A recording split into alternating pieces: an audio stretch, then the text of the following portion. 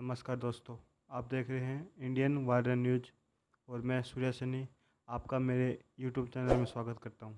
अगर मेरी वीडियो आपको अच्छी लगे तो मेरे चैनल को सब्सक्राइब करें व वीडियो शेयर करें। 60 किलोमीटर घुसा चीन, retired lieutenant general HS Panag का लद्दाख गतिरोध पर सनसनीखेज खुलासा।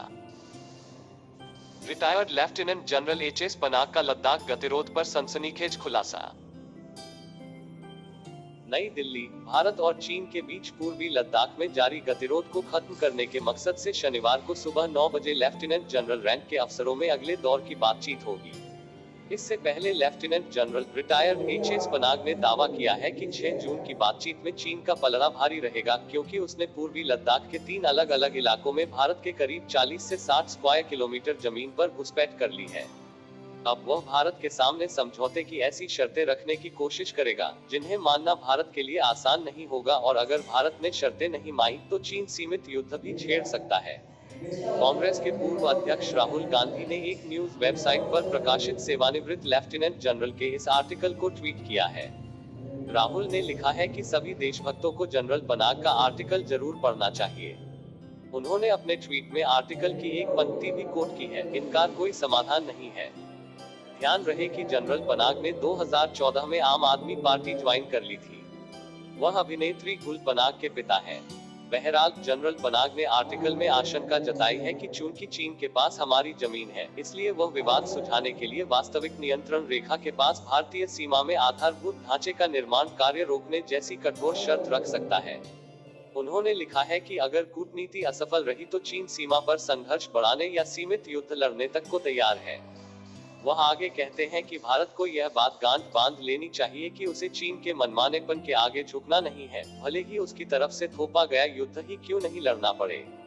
उन्होंने लिखा है कि भारत को सुनिश्चित करना चाहिए कि असीमांकित एलएसी पर 1 अप्रैल 2020 तक की यथास्थिति बहाल हो, ताकि चीन सामरिक बढ़त हासिल करने या अपनी मर्जी से भारत को अपमानित करने के लिए भविष्य में इस तरह की जबरदस्ती नहीं कर पाए।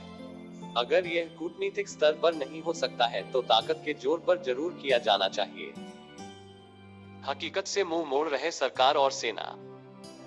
जनरल पनाग का मानना है कि मोदी सरकार और सेना ने हकीकत से मुंह मोड़ लिया है। हालांकि ये मोदी सरकार और सेना ने स्पष्ट रणनीति बनाने और पूरे देश को इससे अवगत करवाने की जगह यह मानने से ही इनकार कर दिया है कि भारत की जमीन पर चीनी घुसपैठ हुई है। भारतीय जमीन पर चीन के जबरदस्ती कब्जे को एलएसी को लेकर अलग अलग धारणा का हवाला देना बेहद खतरनाक है। लद्दाख में 1 महीने से तनाव जारी।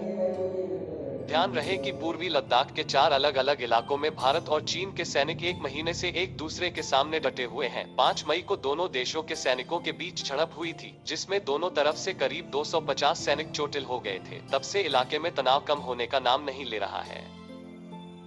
चीन बोला, अमेरिका के उकसावे में न आए भारत।